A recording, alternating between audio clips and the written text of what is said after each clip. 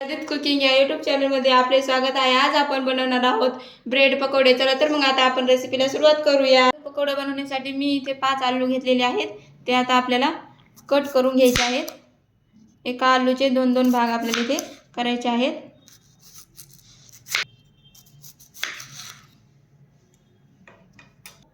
आलू cut करून झाले की आता आपल्याला कुकर मध्ये हे आलू घालून घ्यायचे आहेत। त्यामध्ये घालायचं आहे पाणी। आलू बुडतील इतपतच आपल्याला त्यामध्ये पाणी घालायचं आहे आणि कुकरचं झाकण लावून गॅसवरती आपल्याला याच्या साधारण 3 शिट्ट्या काढून घ्यायच्या आहेत। बटाटे छान 3 शिट्ट्या कुकरच्या काढून घेतलेले आहेत। तर आपले बटाटे छान इथे शिजलेले आहेत। आता आपण ते काढून घेऊयात।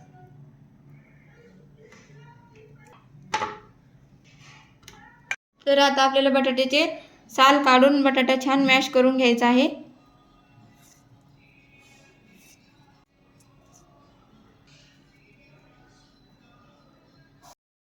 तर इथे मी बटाटे छान सोलून मॅश करून घेतलेले आहेत।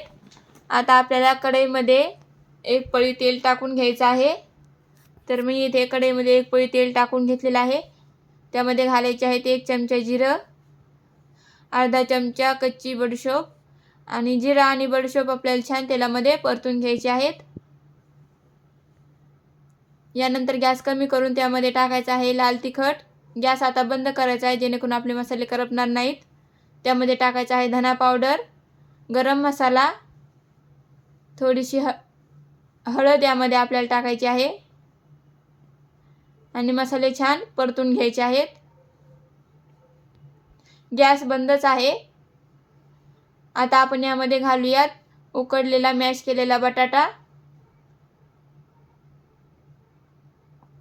आणि बटाटा छान या मसाल्यांमध्ये परतून घेऊयात।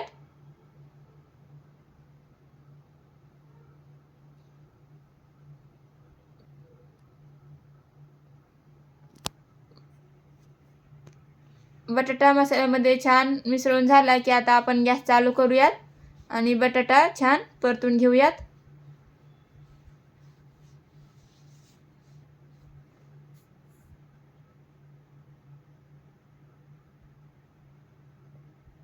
आता यामध्ये आपल्याला घालायचं आहे चवीपुरतं मीठ आणि मीठही आपल्याला यामध्ये छान मिसळून घ्यायचं आहे।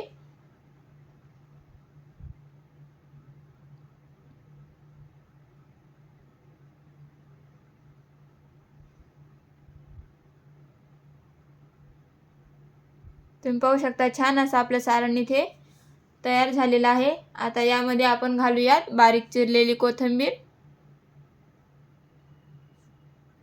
आणि कोथिंबीर यामध्ये चांगली मिसळून घेऊयात।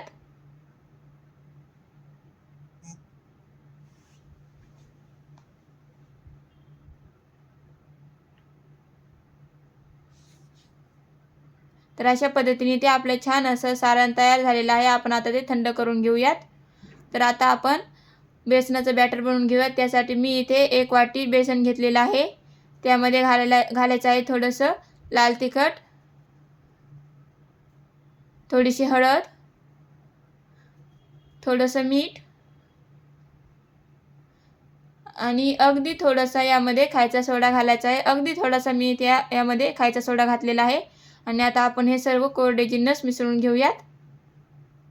हे छान मिसळून झालं की आता यामध्ये थोडं पाणी टाकत याच्या छान गुठळ्या मोडत आपल्याला याचं छान सैलसर असं मिश्रण बनवून घ्यायचं आहे।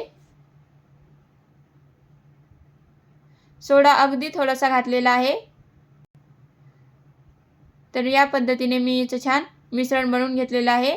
अशा पद्धतीने आपल्याला हे मिश्रण बनवायचं आहे। तर मी इथे ब्रेड घेतलेले आहेत, सँडविच ब्रेड आहेत। तर आता आपल्याला एका ब्रेडवरती हिरवी चटणी लावून घ्यायची आहे। हिरव्या चटणीची रेसिपी मी दाबेली या रेसिपीच्या व्हिडिओमध्ये टाकलेली आहे।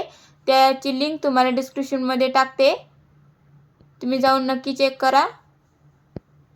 तर एका ब्रेडला आपल्याला हिरवी चटणी लावून झाली की आता दुसऱ्या ब्रेडला आपल्याला टोमॅटो सॉस लावून घ्यायचा आहे।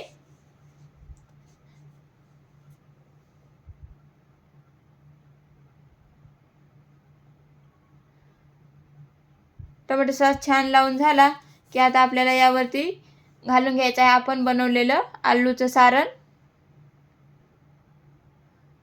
ब्रेडवरती आपण हे छान पसरून घेऊयात. सारण जास्त नाही भरायचं, प्रमाणातच सारण यामध्ये घालून घ्यायचं आहे.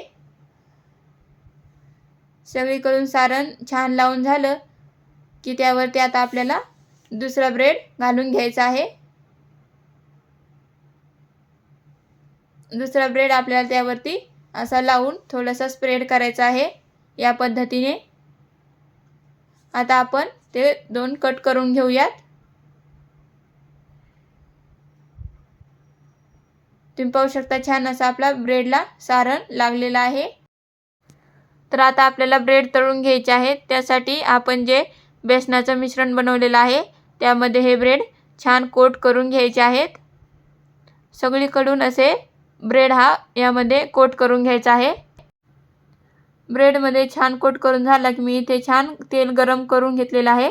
त्या तेलामध्ये आपल्याला हे ब्रेड सोडून द्यायचं आहे आणि छान तळून घ्यायचं आहे. तेल कडकडीत गरम झालेलं पाहिजे आणि वरतून थोडंसं असं झाऱ्याने तेल वरच्या बाजूने सोडायचं आहे, जेणेकरून वरची बाजू हलकीशी तळल्या जाईल. खालची बाजू तळली की आता आपण ब्रेड पलटून घेऊयात. तुम्ही पाहू शकता एक बाजू छान अशी आपली तळलेली आहे. दुसरी बाजू आपण अशीच तळून घेऊयात. तर इथे आता आपला ब्रेड पकोडा छान तळलेला आहे. काढून घेऊयात.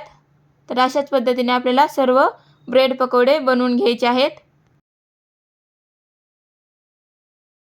तर इथे आपले छान असे ब्रेड पकोडे तयार झालेले आहेत. व्हिडिओ आवडले असल्यास लाईक, शेअर आणि सबस्क्राईब करायला विसरू नका. धन्यवाद.